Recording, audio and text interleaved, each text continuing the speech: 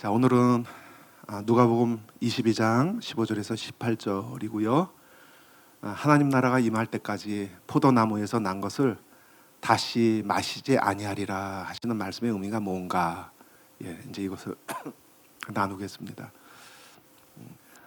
예수님께서 십자가에 달리시기 전에 최후의 만찬에서 제자들에게 말씀하셨죠. 이 선언, 포도나무에서 나는 것을 하나님 나라가 임할 때까지 내가 다시 마시지 아니할 것이다. 자, 이제 이 선언의 의미를 이해하고 있는 분이 많지 않을 것입니다. 도대체 왜 예수님께서 하나님 나라가 임할 때까지 포도나무에서 난 것을 다시 마시지 아니하리라 하시는 것인가? 왜 그런 건가? 눈치가 빠른 독자는 포도주를 마시지 않겠다는 예수님의 이러한 선언에도 불구하고 얼마 후에 예수님이 십자가 위에서 병사가 준 포도주를 마셨다는 것을 상기시킬 수 있을 거예요. 그럼 이건 뭐지? 다시 마시지 않는다고 말씀하셨는데 또 얼마 지나지 않아서 뭐지? 이건 뭐 그냥 십자가에 매달려서 강제적인 상황에서 마신 거니까 그것도 그렇게 생각할 수도 있지만은 혼란을 느끼는 것은 또 어쩔 수 없을 것입니다. 그렇다면 이러한 선언이 어떤 의미를 가지고 있는 것인가? 이러한 예수님의 말씀이 제자들에게 주는 의미가 무엇인가? 또 독자들은 이러한 의문과 질문을 떠올릴 수 있을 것입니다. 자, 이 내용은 누가복음뿐만 아니라 나머지 공간복음서에서 평행 본문을 가지고 있습니다. 마가복음 14장, 또 마태복음 26장에 모두 최후의 만찬에서 하신 말씀으로 평행을 이루고 있고요. 특히 성찬식을 명하는 그 말씀 후에 바로 이 선언을 하시는 거예요. 이것은 내 몸이다.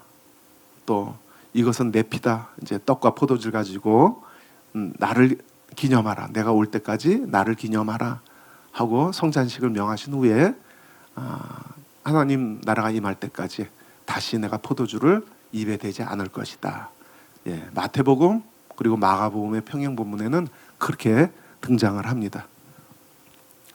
한번 거기 본문을 보면 그 순서를 알 수 있죠. 마가복음 14장 22절 제가 빨리 읽어볼게요. 그들이 먹을 때 예수께서 떡을 가지사 축복하시고 떼어 제자들에게 주시며 이르시되 받으라 이것은 내 몸이니라 하시고 또 잔을 가지사 감사기도 하시고 그들에게 주시니 다 이를 마시매 이르시되 이것은 많은 사람을 위하여 흘리는 나의 피 곧 언약의 피니라 진실로 너에게 이르노니. 이제 여기서 등장을 하는 거죠. 내가 포도나무에서 난 것을 하나님 나라에서 새 것으로 마시는 날까지 다시 마시지 아니하리라 하시니라. 마태복음도 동일한 순서입니다. 근데 약간 차이점이 있어요. 그들이 먹을 때 예수께서 떡을 가지사 축복하시고 떼어 제자들에게 주시며 이르시되 받아서 먹으라 이것은 내 몸이니라 하시고 또 잔을 가지사 감사기도 하시고 그들에게 주시며 이르시되 너희가 다 이것을 마시라 이것은 죄사함을 얻게 하려고 많은 사람을 위하여 흘리는 바 나의 피 곧 언약의 피니라. 그러나 너희에게 이르노니 내가 포도나무에서 난 것을 이제부터 내 아버지의 나라에서 새 것으로 너희와 함께. 마가복음에서는 너희라는 말이 없죠. 그냥 이제 예수님께서 마시지 않겠다 했는데 여기서는 너희와 함께 마시는 날까지 마시지 아니하리라. 자, 이렇게 순서가 구성되어 있습니다. 그러면 여기서 왜 예수님께서 포도주를 하나님 나라에서 새 것으로 마시는 날까지 다시 마시지 아니하리라고 하셨을까? 그리고 여기서 예수님이 포도주를 마신다는 것이 무슨 의미가 있는 것일까? 자, 이에 대해서 누가복음 본문이 실마리를 제공하고 있습니다. 그럼 누가복음 볼까요? 여러분도 한번 살펴보세요. 같은 평행 본문인데 차이점이 있어요. 근데 여기 실마리가 있어요. 어떤 실마리가 있는지 한번 여러분 같이 읽으면서 한번 찾아보세요. 22장 15절 이하에 이르시되 내가 고난을 받기 전에 너희와 함께 이 유월절 먹기를 원하였노라. 유월절 식사에 대해서 말하고 있는 문맥이죠. 내가 너희에게 이르노니 이 유월절이 하나님 나라에서 이루기까지 다시 먹지 아니하리라 하시고 이에 잔을 받으사 감사기도 하시고 이르시되 이것을 갖다가 너희끼리 나누라. 내가 너희에게 이르노니 내가 이저부터 하나님 나라가 임할 때까지 포도나무에서 난 것을 다시 마시지 아니하리라 하시고. 실마리가 보이시나요, 여러분? 예. 뭔가 마태, 마가와 다른 실마리가 여기 숨어 있는데 보이시는가요? 예. 마태와 마가의 평행 본문에서는 포도주를 마시지 않는다는 점만 기록되었습니다. 그렇죠? 예, 그랬었죠. 그런데 이 누가의 본문에서는 포도주를 마시지 않으실 것이란 말씀이 그 앞에 16절에서 유월절 음식을 먹지 않으실 것이라는 말씀과 연결되어 있어요. 자, 이러한 문맥 안에서 우리는 예수님께서 포도주를 마시지 않겠다는 의미를 파악할 수 있습니다. 단순히 포도주라는 술을 마시지 않을 거야, 그 의미가 아니라, 마태와 마가복음 보면 그렇게 읽힐 수 있는데 누가복음을 보니까 단순히 이게 포도주에 대해서 말씀하시는 게 아니라 유월절 식사에 대해서 말씀하시는 거구나. 그래서 16절에 유월절 식사를 다시 먹지 아니하리라. 그리고 그 뒤에 9절 18절에서 포도나무에서 난 것을 다시 마시지 아니하리라. 평행을 이루고 있죠. 예. 그래서 단순히 포도주란 술에 대해서 말씀하시는 것이 아니라 지금 유월절 식사에 대해서 말씀하시는 거구나. 이제 그것을 우리가 알 수 있는 거죠. 그렇다면은 예수님께서 이후에도 십자가 위에서 병사가 주는 포도주를 마셨다는 것을 이런 문맥에서 이해할 수 있습니다. 때문에 이러한 예수님의 말씀이 포도주라는 술 자체에만 의미를 두는 것이 아니라는 것을 알 수 있습니다. 그렇다면 과연 그러한지 누가복음 문맥 안에서 함께 살펴보면서 이러한 예수님의 선언의 의미가 무엇인지 찾아보겠습니다. 자, 첫 번째,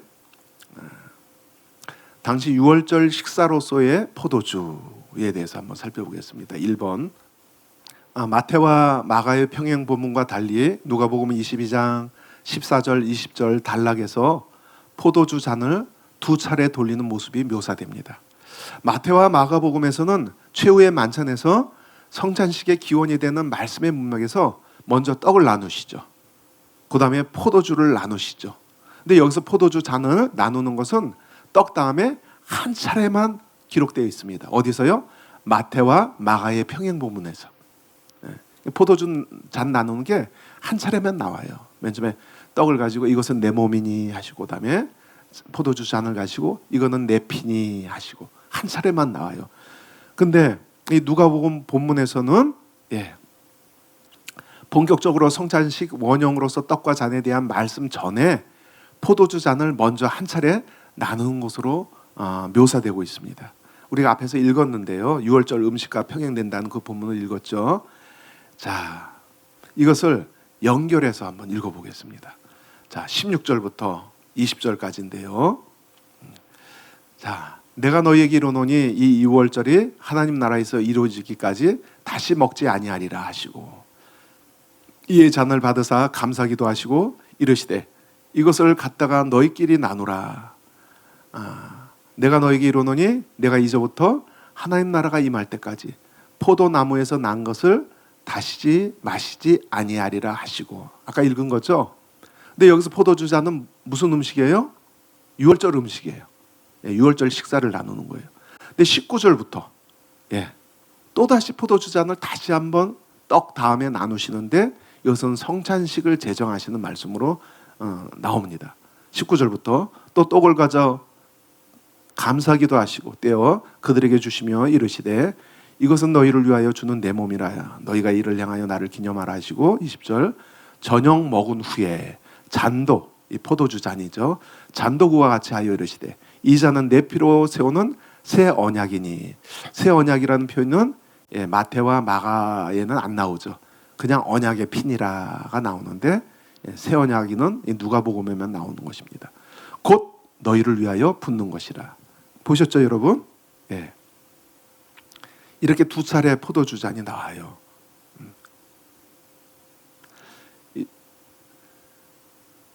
자, 이와 같이 누가복음 본문에서는 첫째 잔과 둘째 잔이 등장합니다. 두 차례 포도주 잔을 돌리죠.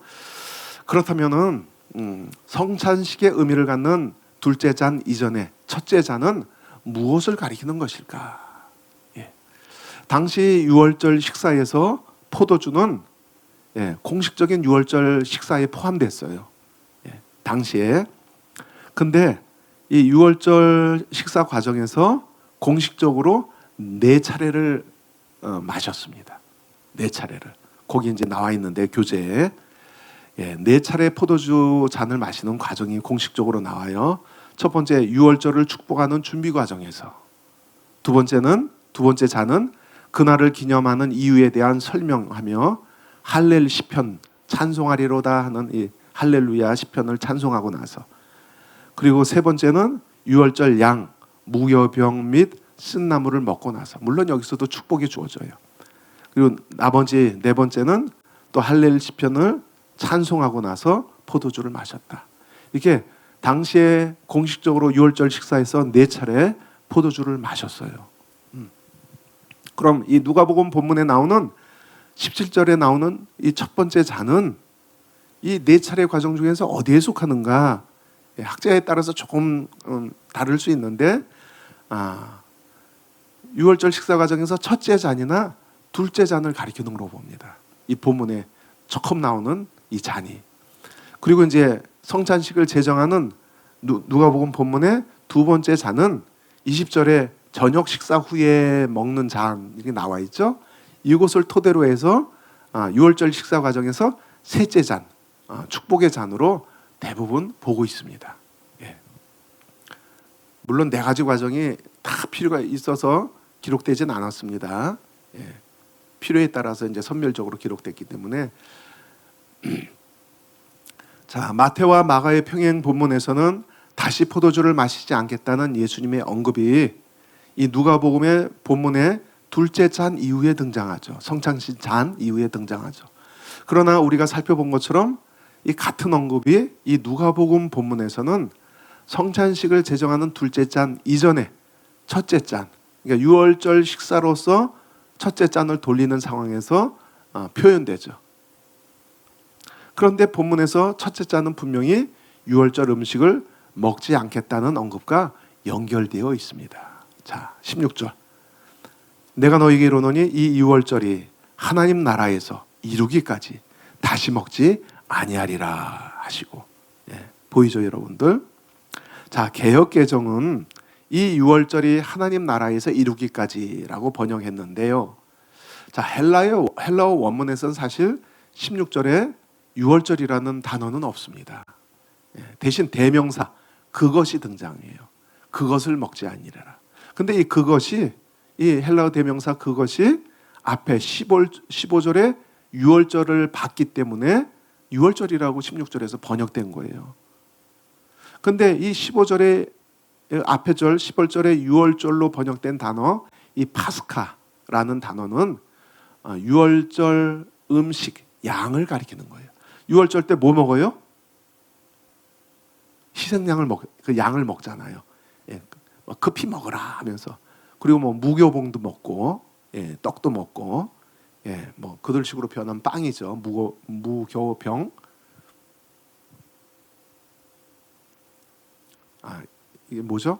인도식으로 표현하면 란 같이 생긴 거. 그게 이제 유럽으로 실크로드를 전파돼서 그 위에 토핑을 얹으면 뭐가 됐어요? 피자가 된 거예요. 그렇죠? 갑자기 이 얘기를 왜 하죠? 죄송합니다. 이해의 폭을 넓히기 위해서. 이런 음식들을 먹었어요. 유월절 식사 때. 자, 그래서 이 파스카라는 15절의 단어는 유월절 자체보다는 유월절 양을 의미하는데 이게 제유법이에요. 그러니까 유월절 전체, 유월절 양이라는 단어를 가지고 유월절 음식 전체를 가리키는 수사학적인 기법이죠. 그러니까 유월절 음식 전체를 가리키는 거예요.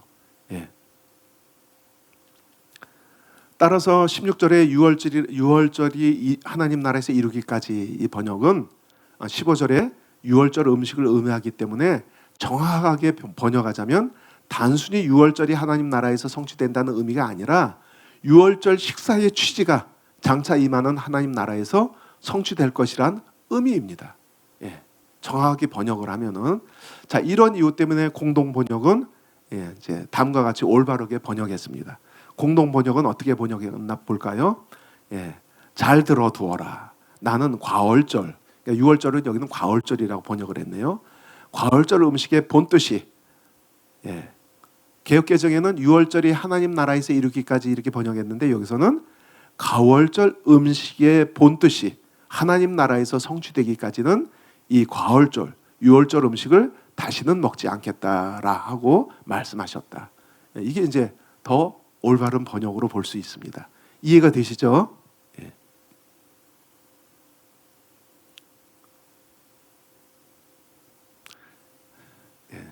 이 마우스를 안 갖고 왔더니 조금 느리네요. 이게 손으로 하니까.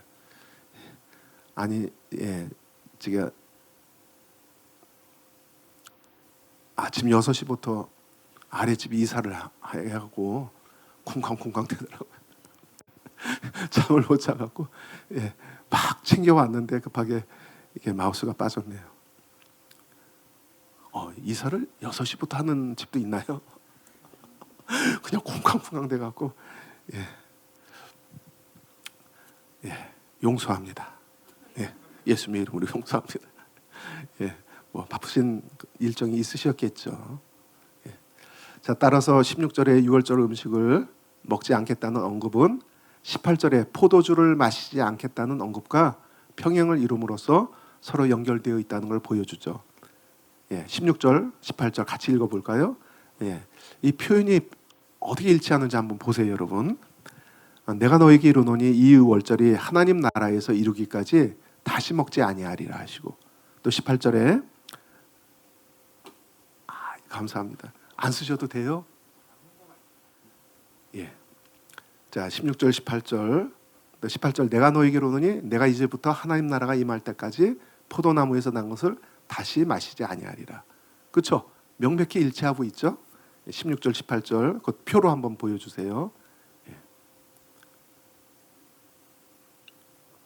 16절, 18절 내가 너에게 이르노니 일치하고 이 유월절 음식을 또 18절에서 포도나무에서 난 것을 또 하나님 나라에서 이루기까지 또 18절에서 하나님 나라가 임할 때까지 16절 다시 먹지 아니하리라.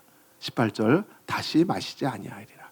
자, 보는 바와 같이 18절에 포도주를 다시 마시지 않겠다 하는 선언은 16절에서 유월절 음식을 다시 먹지 않겠다는 것과 분명하게 연결되어 있습니다. 따라서 이처럼 누가복음 본문에 의하면 예수님께서 하나님 나라가 임할 때까지 다시 포도주를 마시지 않겠다는 말씀은 하나님 나라의 완전한 성취 때까지 유월절을 기념하는 만찬을 먹지도 않고 마시지도 않겠다는 의미를 갖습니다. 이제 이해가 되시죠? 마태복음과 마가복음만 보면 포도주라는 술 자체만 먹지 않겠다 하는 것 같았는데 누가복음 보면은 실마리를 얻을 수 있죠. 단순히 포도주라는 술 자체에 대해서 말씀하시는 것이 아니라 유월절 식사로서의 포도주 또 그 앞절 16절에서 유월절 음식과 함께 다시 먹지도 않고 마시지도 않을 것이다 라고 하는 선언이구나라는 것을 이 누가복음 본문에서 실마리를 얻을 수 있는 거예요. 자, 그렇다면 이것이 의미하는 바가 무엇인가? 또 우리는 더 깊이 들어가서 질문을 할 수 있죠. 그럼 하나님 나라가 완성될 때까지, 임할 때까지, 장차 임할 때까지 이 유월절 음식으로서 포도주 또 음식들을 먹지 않고 마시지 않겠다. 이게 도대체 무슨 의미인가? 우리가 이렇게 질문할 수 있죠. 자, 이에 대해서 데럴벅이라는 학자가 이렇게 설명을 합니다. 이 말은 장차 다시 오기까지 재림이죠. 예수님은 제자들과 유월절 식탁에 또 다시 앉지 않는다는 것을 의미한다. 하나님 나라가 완성될 때까지 예수님이 그와 같은 절기의 음식을 먹는 것을 거부하는 것은 하나님의 구원 계획 가운데 또 하나의 새로운 단계가 시작된다는 것을 알려준다. 이렇게 설명을 합니다. 좀 더 부연 설명을 해드린다면은, 자, 구약의 유월절과 유월절 어린 양의 희생은 장차 일어날 예수님의 구속에 대한 예표였죠. 그렇죠? 예. 그 피를 잡아서 그 죽음의 천사가 지나갈 때 좌우 임방에 발라서 이게 넘어갔죠. 그게 이제 이 유월절, 그리고 유월절 어린 양의 피가 예수님의 구속을, 앞으로 일어난 예수님의 구속을 예표하는 거죠. 근데요, 이제 예수님 오셔서 그걸 이미 성취하셨어요. 그렇죠? 성취하셨습니다. 예수님의 십자가 희생의 구속을 통해서 유월절의 의미를 이제 예표가 아니라 성취하신 거예요. 그러므로 구약의 제도로서, 율법의 제도로서 유월절 절기와 그 음식 먹는 것은 더 이상 의미가 없습니다. 그렇죠? 율법 제도는 예수님이 오셔서 다 폐지됐어요. 율법 제도는요. 그렇죠? 아닌가요? 다 알고 있는 건데 자꾸 질문하니까 자존심이 상하세요? 그러므로 구약의 제도로서 유월절 절기 그 음식 먹는 것은 더 이상 의미가 없다. 이게 새로운 단계, 구속사에 있어서 새로운 시대가 시작이 된 거예요. 그러니까 이제 그 유월절 식사 먹는 게 의미가 없는 거예요. 이해가 되셨죠? 이제 대럴복에 이걸 이제 이렇게 쉬운 내용을 어렵게 설명을 한 겁니다. 다만 이제 예수님의 구속 십자가를 통해서 성취되었지만은 재림 때 완전히 성취되죠. 그 예표를 예수님이 십자가를 통해서 성취했는데 완전한 성취는 재림 때 이루어지죠. 마찬가지로 그때 가서야 유월절의 온전한 의미도 완성되는 것입니다. 자, 이런 이유로 예수님은 하나님의 나라가 임할 때까지 유월절을 음식을 먹지 않고 마시지도 않겠다 말씀하신 것입니다. 이런 배경에서 예수님은 하나님 나라가 임할 때까지 제자들과 함께하는 이런 유월절 식사는 유일무이한 것이 될 것이라고 제자들에게 말씀하는 것입니다. 그러므로 하나님 나라가 임할 때까지 이 표현은 하나님 나라에서 유월절 식사가 종말론적으로 성취될 것을 가리키는 것, 그에 대한 또 다른 표현이라는 것이죠. 그렇다면 우리는 여기서 또 다른 의문을 갖게 됩니다. 그러면 유월절 만찬이 미래 종말론적으로 완성된다는 의미는 구체적으로 무엇인가? 라고 우리는 질문할 수 있죠. 성경을 이제 깊이 깨닫는 것은 자꾸 의문을 갖는 것이죠. 그러니까 유월절 식사의 온전한 의미는 십자가에서 성취됐지만은 재림 때 그 구속사적인 의미가 완전히 성취된다는 것이구나. 됐어. 이제 여기서 만족하면 이제 이 정도 이해로 끝나는 거예요. 근데 그러면은 그 종말론적인 유월절의 완성이 재림 때 이루어진다는 건 어떤 의미지? 우리는 더 깊이 구체적으로 질문할 수 있죠. 자, 유월절 만찬이 하나님 나라에서 성취된다는 의미가 무엇인지 더 자세히 살펴보겠습니다. 두 번째, 유월절 만찬의 재해석. 14절, 20절 단락에서 예수님은 이 유월절에 대한 재해석을 제자들에게 가르쳐 주십니다.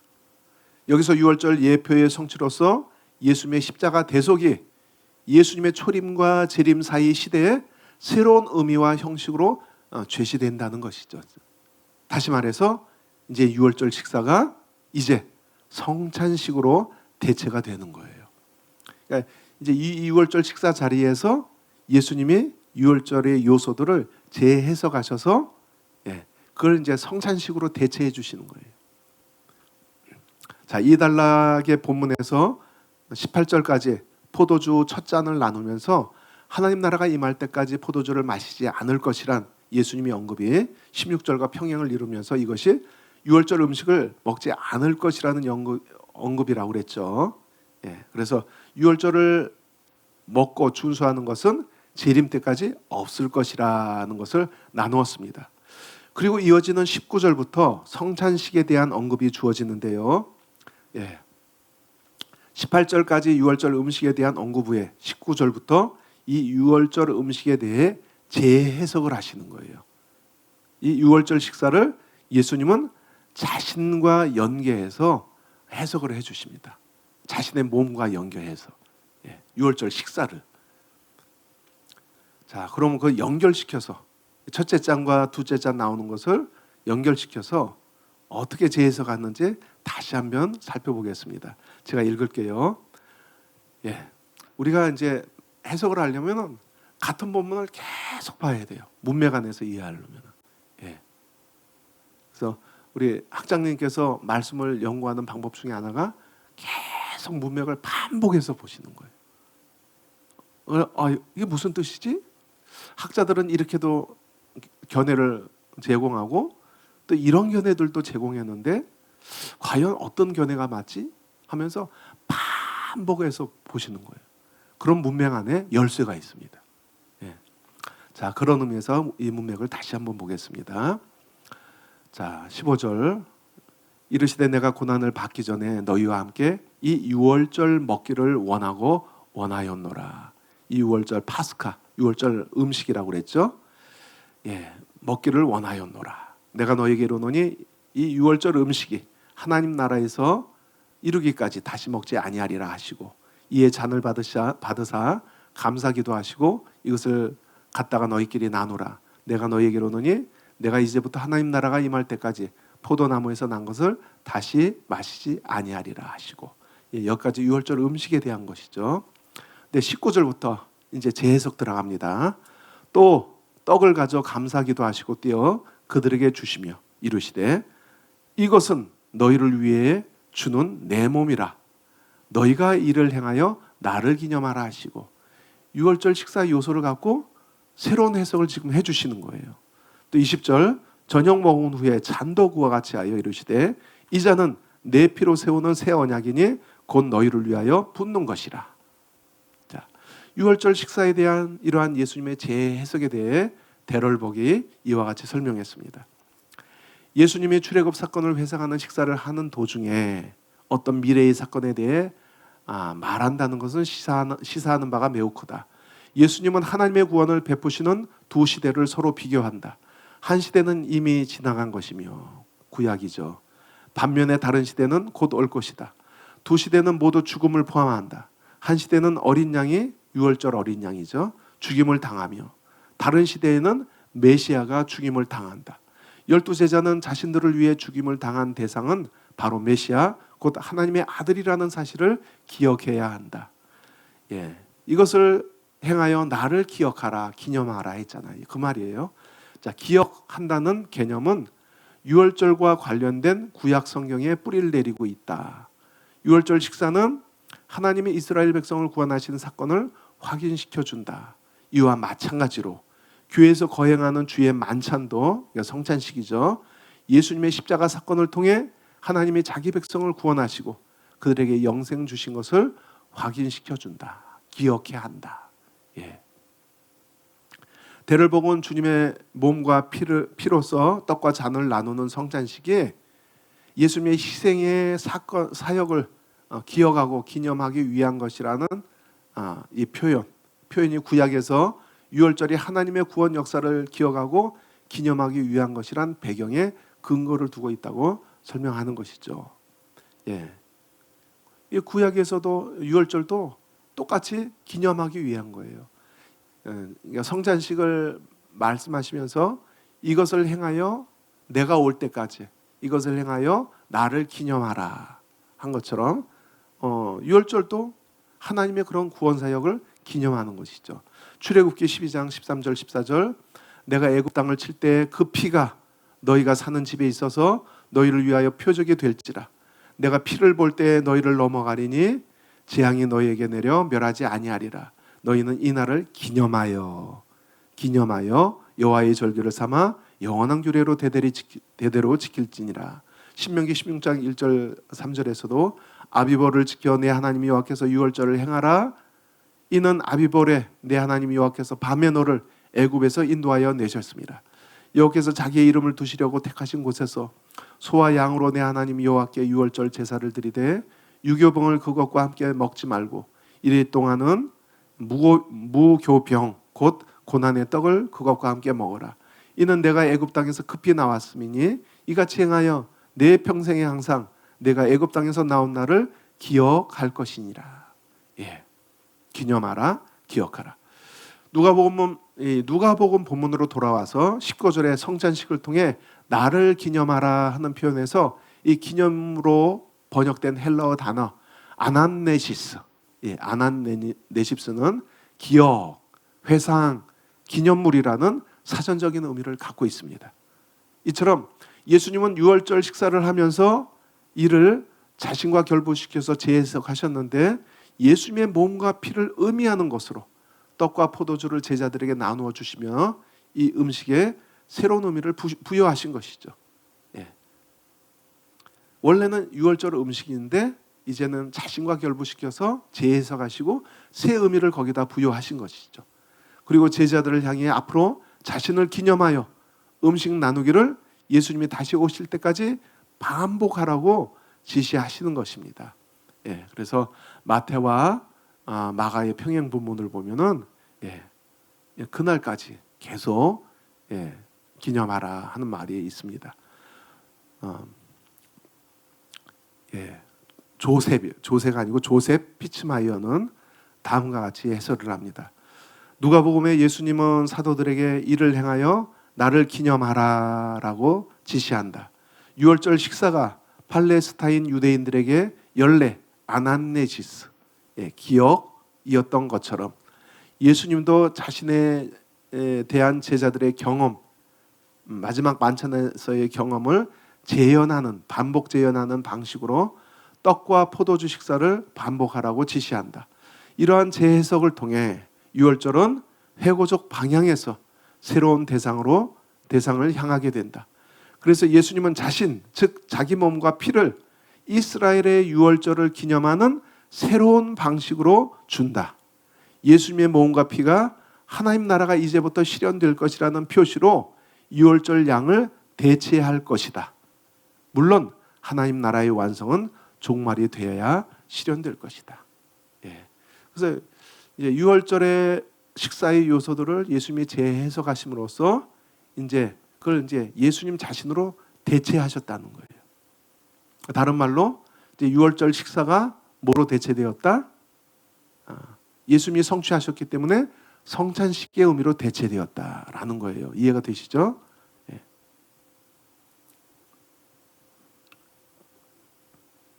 그래서 예전에 유튜브에서 잠깐 본 건데 어떤 극소수일 거예요. 교회 안에서. 그게 이제 히브리적 관점에서 성경 읽기 일판지 아닌지는 잘 모르겠는데 이렇게 이게 뭐 구약에 이제는 내 백성이 지킬 영원한 규례라 하면서 유월절 절기를 명하기 때문에 영원한 규례이기 때문에 지금도 지켜야 된다. 그런 식으로 가르치는 걸 제가 유튜브에서 본 적이 있어요. 물론 지금처럼 유월절 양을 잡고 하는 그런 식은 아니죠. 근데 어떤 형태로도 지켜야 된다라고 말하고 있어요. 그러니까 구속사적인 이런 교체, 대체, 새로움을 강구하는 거죠. 그런 가르침들은. 그래서 그런 가르침을 따라가면 안 된다는 것이죠. 자꾸 대체 신학 하는데 예수님이 대체하신 거예요. 본문에 분명히 나오잖아요. 그렇죠? 물론 또 이 개신교 학자들이 너무 또 이게 영적인 의미로 문자적으로 이스라엘에게 적용될 것도 너무 교회로 이렇게 치우치게 해석하는 것도 분명히 있긴 있어요. 그런 면에서 또 우리가 균형을 찾을 필요가 있고요.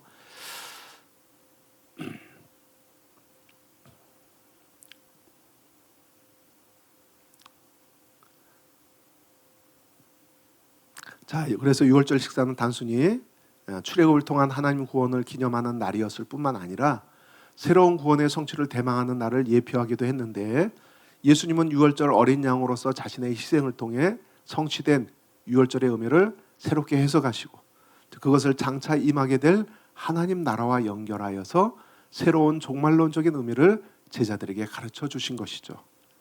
어린 양의 희생을 기리는 유월절 식사는 이제 예수님의 몸과 피를 기리는 성찬식으로 대체가 된 것이죠. 즉 구약의 제도로서 유월절은 폐지가 된 것입니다. 그래서 예수님은 하나님 나라가 임할 때까지 유월절 식사를 하지 않을 것이라고 선언하셨습니다. 그렇다면 본문에서 유월절 식사가 하나님 나라가 임할 때 완성될 것이라는 의미가 무엇인가에 대해서 다음 단락에서 나누겠습니다. 마지막 세 번째, 유월절 식사가 하나님 나라가 임할 때 완성될 것이라는 의미. 이것에 대해 데럴벅은 이렇게 설명을 합니다. 여기서 하나님 나라는 분명히 미래와 관련된 의미를 가지고 있다, 지니고 있다. 유월절 양을 먹는 배경은 예수님이 자신의 몸을 희생 제물로 드린 결과가 모두 성취될 때 하나님 나라에서 베풀어지는 잔치에 참석한다는 것을 묘사해 준다. 유월절 이 만찬이 종말론적으로 어떻게 성취된다고요? 종말에 임하는 하나님 나라의 잔치. 종말에 임하는 하나님 나라의 잔치가 이 유월절 예표로서 유월절 만찬의 의미를 온전히 성취해 준다라는 것이죠. 이와 같이 출애굽 구원 사건을 넘어서 장차 구원이 완성되는 시점까지 유월절 식사는 하나님의 구원 계획이 미래에 모두 성취되는 것을 내다보고 있다. 예수님은 하나님의 구원 계획이 전부 이루어질 때 유월절을 기념할 것이다. 이 절은 예수님이 다시 오면 대속을 위한 희생 제사로서가 아니라 기념 또는 기억으로서 계속된다는 것을 암시해 준다. 예수님의 강조점은 다음과 같다. 곧 예수님이 다시 오시면 하나님의 모든 약속이 성취될 것이며 그때 유월절의 식사와 상응하는 것으로서 하나님 나라의 완성을 기념하는 잔치가 베풀어진다는 것이다. 주의 만찬과 하나님 나라의 궁극적인 성취 사이에는 분명히 서로 평행을 이루는 요소가 있다. 신앙 공동체가 성찬 예식에서 주님과 교제를 나누는 것과 마찬가지로 또한 모든 신자는 장차 완성된 하나님 나라에서 부활의 몸을 지닌 채 주님과 얼굴과 얼굴을 마주보며 온전한 교제를 나눌 것이다. 16절과 18절에서 예수님의 선언은 하나님 나라에서 종말론적인 잔치를 예고하고 있습니다. 이것은 누가복음 안에서 예수님은 종말론적인 하나님 나라의 잔치가 있을 것을 예고하신 것과 연관성을 갖습니다. 누가복음 13장에서 좁은 문으로 들어가기를 힘쓰라 하시는 말씀의 문맥에서 예수님은 이 하나님 나라의 종말론적인 만찬에 대해서 같은 누가복음 안에서 이미 말씀을 하셨어요. 장차 종말에 하나님 나라의 잔치가 있을 것이라는 거죠. 그 두 구절만 읽어보면은 누가복음 13장 28절 29절 같이 한번 읽어볼까요? 시작. 너희가 아브라함과 이삭과 야곱과 모든 선지자는 하나님 나라에 있고 오직 너희는 밖에 쫓겨난 것을 볼 때 거기서 슬피 울며 이를 갈리라. 29절 사람들이 동서남북으로부터 와서 하나님 나라의 잔치에 참여하리니. 종말론적인 잔치가 있다는 거예요. 하나님 나라의 잔치가 있다는 거예요. 그리고 이 13장뿐만 아니라 누가복음 14장 15절 24절 길어서 다 읽지는 않겠지만 그래서 예수님이 큰 잔치의 비유를 통해서 하나님은 사람들을 당신의 나라의 잔치에 초청하시는 분으로 비유됩니다. 그러나 하나님 나라를 갈망하지 않고 세속적인 삶에 빠져 사는 자들에게는 하나님이 예비하신 잔치에 참여하지 못할 것을 이 하나님 잔치의 비유에서 큰 잔치 비유에서 경고하고 있습니다. 그럼 그 경고 구절만 읽어볼까요? 누가복음 14장 23절 24절 주인이 종에게 이르되 길과 산 울타리로 나가서 사람들을 강권하여 데려다가 내 집을 채우라. 내가 너에게 말하노니 전에 청하였던 그 사람들은 그러니까 세속의 삶에 빠져있던 그 사람들은 하나도 내 잔치를 맛보지 못하리라 하였다 하시니라.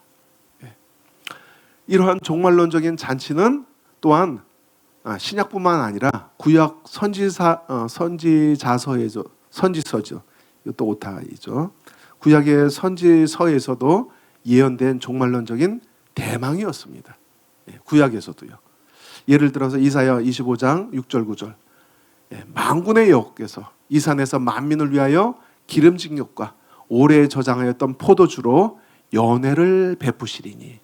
연회, 만찬, 잔치를 베푸시리니 곧 골수가 가득한 기름진 음식들 그리고 오래 저장하였던 맑은 포도주로 하실 것이며 또 이 산에서 모든 민족의 얼굴을 가린 가리개와 열방 위에 덮인 덮개를 제하시며 사망을 영원히 멸하실 것이라. 예, 이제 이걸 통해서 모든 민족이 이제 하나님께 돌아오는 정황 그리고 사망을 이제 완전히 멸하시는 정황은 끝에 인류 역사 끝에 일어날 일이죠. 예, 그러니까 예, 하나님 나라가 완성될 때, 온전히 성취될 때, 자, 주 여호와께서 모든 얼굴에서 눈물을 씻기시며 자기 백성의 수치를 온 천하에서 제하시리라. 여호와께서 이같이 말씀하셨느니라. 예. 그러니까 구약에서도 이 선지자적인 대망이 뭐예요? 이 종말의 이러한 잔치, 연회, 예, 기름진 것과 저장했던 맑은 포도주로 예, 모든 백성들의 열방 가운데 덮여 있던 그 덮개들을 다 제거하시고 사망을 완전히 멸하시고 이런 잔치를 여시는 것, 하나님 나라의 잔치를 여는 이미지로 예, 구약의 대망을 이렇게 구약에서도 표현했어요. 복음서뿐만 아니라 그리고 이제 신약의 마지막 책 요한계시록에서도 자 이러한 종말론적인 잔치가 어린 양의 혼인 잔치로 또 묘사되고 있습니다. 계시록 19장 7절에서 9절. 자, 이게 잔치 분위기예요. 이게 뭐예요? 그래서 7절에 이렇게 말합니다. 우리가 즐거워하고 크게 기뻐하며. 예. 그러니까 예수님이 다시 오시는 것은 그 사건은 이 연회, 이 잔치에 참여하지 못하는 자들한테는 공포입니다. 예, 두려움입니다. 그리고 큰 통한의 때예요. 그런데 이 잔치에 참여하는 자들은 뭐예요? 우리가 즐거워하고 크게 기뻐하며. 예, 큰 기쁨의 잔치라는 거예요. 예, 크게 기뻐하며 그에게 영광을 돌리세. 어린 양의 혼인 기약이 이르렀고 그의 아내가 자신을 준비하였으므로 그에게 빛나고 깨끗한 세마포 옷을 입도록 허락하셨으니 이 세마포의 옷은 성도들의 옳은 행실이로다 하더라. 천사가 내게 말하기를 기록하라. 어린 양의 혼인 잔치에 청함을 받은 자들은 복이 있도다 하고 또 내게 말하되 이것은 하나님의 참되신 말씀이라 하기로. 예. 이처럼 예수님의 재림 때 하나님 나라에서 신실한 성도들은 영화로운 연회, 만찬에 참석하게 될 것입니다. 따라서 유월절 식사는 메시아 잔치, 이 메시아의 종말론적인 잔치의 모형으로 볼 수 있고요. 종말에 하나님 나라에서 다시 먹게 되는 유월절 식사를 역사 끝에 오는 메시아 잔치로 보아야 한다는 것을 이렇게 우리가 성경을 통해서 살펴왔습니다. 그래서 조엘 그린은 이렇게 진술합니다. 우리가 이미 언급한 대로 유월절 기념은 과거와 현재와 미래를 포괄하는 비전을 갖고 있기 때문에 이 유월절 식사는 종말론적인 해방, 이를테면 두 번째 출애굽을 기대하게 했다. 유월절 식사의 이런 의미는 누가복음에 나오는 예수님의 식사에도 그대로 반영된다. 왜냐하면 예수님은 하나님의 목적이 미래에 완료될 것을 예고하면서 식사를 나누었고 다가오는 종말론적인 연회, 만찬, 잔치를 언급했기 때문이다 라고 이렇게 설명합니다. 예, 우리가 이제 결론을 내겠습니다. 오늘날도 이제 유대인처럼 유월절을 지켜야 한다, 절기들을 지켜야 한다는 가르침을 조심해야 합니다. 예표로서 유월절은 예수님 안에서 성취되었기 때문에 유대인처럼 유월절 행사나 유월절 식사를 해야 한다는 것은 옳지 않습니다.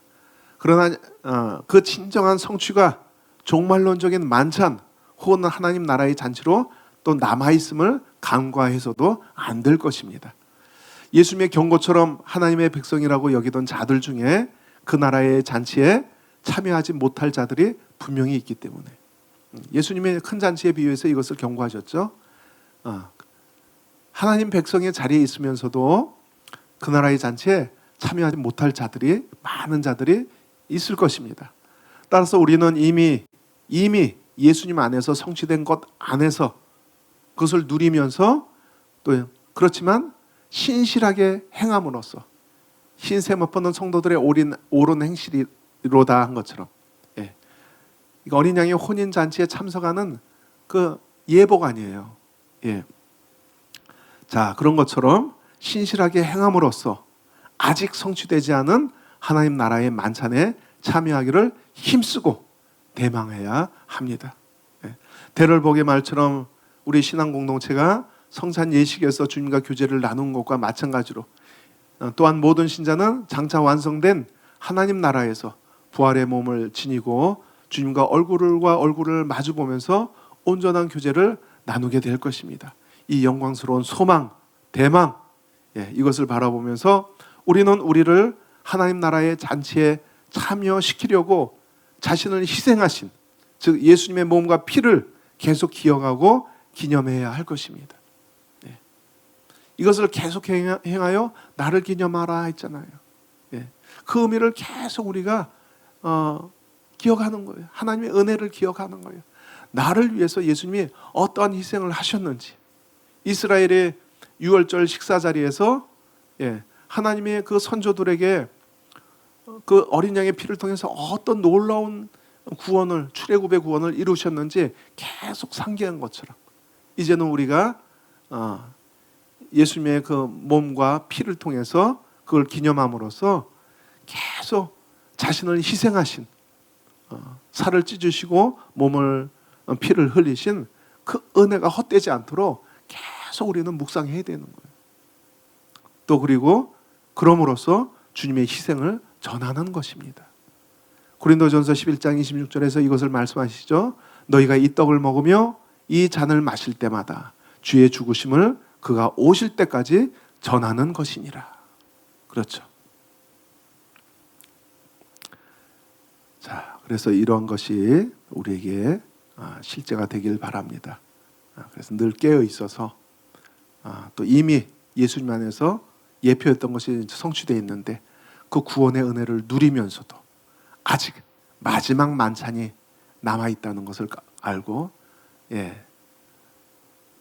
그 만찬에 참여하는 자가 되기 위해서 성도들의 옳은 행실로 옷 입고 예수 그리스도로 옷 입고 어둠을 벗고 빛의 갑옷을 옷 입고 행하는 저와 여러분이 되길 바랍니다. 마치겠습니다. 기도하겠습니다. 하나님, 우리를 위해서 몸을 찢으시고 피를 다 쏟으셨는데 사도 바울은 이런 은혜가 너희에게 헛되지 않도록 하라고 권면했습니다. 이런 은혜가 헛되지 않도록 하나님, 우리가 주님을, 이 은혜를 기념하게 하여 주시고 기억하게 하여 주시고 주님이 오실 때까지 이 죽으심을 전하는 자가 되게 하여 주시옵소서. 그 최후의 만찬이 아직 우리에게 남아 있습니다. 하나님, 우리가 세상의 즐거움에 빠지지 않고 이 대망을 간절히 사모하며 옳은 행실로서 깨어 있으므로 하나님, 이 만찬에 다 참여하는, 크게 기뻐하고 즐거워하는 아버지께서 자녀들에게 아들을 희생시키면서 주시길 원하셨던, 그렇게 준비하셨던 이 놀라운 지극한 행복의 만찬에 참여하는 우리 모두가 될 수 있도록, 아버지 마음의 그 뜻을 성취하는 우리 모두가 될 수 있도록 인도하여 주소서. 또 우리가 이것을 기념하며 계속적으로 결단합니다. 은혜를 의지하며 계속 결단합니다. 예수님의 이름으로 기도합니다. 아멘.